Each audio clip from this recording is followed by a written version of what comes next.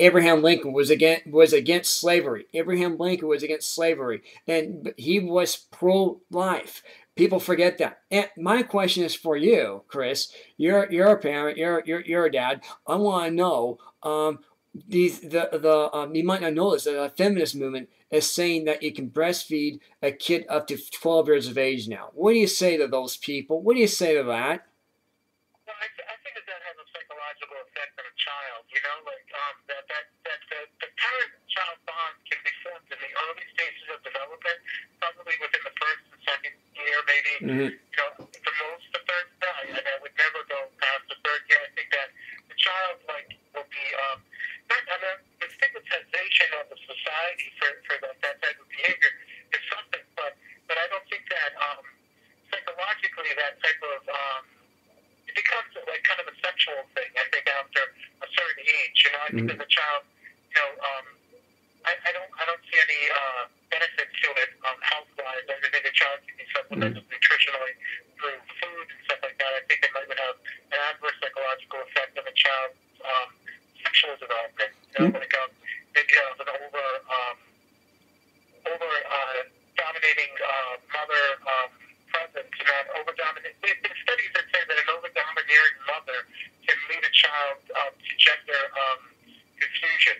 You know, right. Like that an over domineering mother helps, you know, basically establish same-sex desires. You know, right. And so like that, I think that there's a form of indoctrination. I think that it's, you know, like a manipulation of, you know, something that's good and healthy. I don't think that's been done throughout history. I mean, like I don't see that you know, a common or present, you know, practice in the United States when the country was prospering, you know, back in the 1940s, you know, 1930s, you know, late 30s, early 40s, like in the 50s. I'll get. The United States didn't have that practice. So I think that, you know, the studies are clear that an over-domineering mother or an absent father can lead towards gender identity crisis within a child. You know, like especially like when you're dealing with, like, you know, nitrogen feminine hormones, and I don't know if that's, you know, strongly present in breast milk or not. So I mean, I would probably recommend against it, and I would also say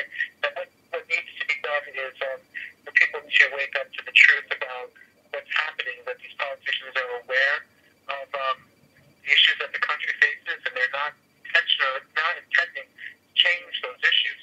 And if you are trying to change them, you're taken out of office. But power, they really control the country. They really are behind these politicians, such as the banks. I want to hear Kara. Contributed to most of these political candidates, you know, that are in I like to get Kara. Like Jack Reed, you know, received billions of dollars in the state of Rhode Island from the banks, and they voted to directly those same banks.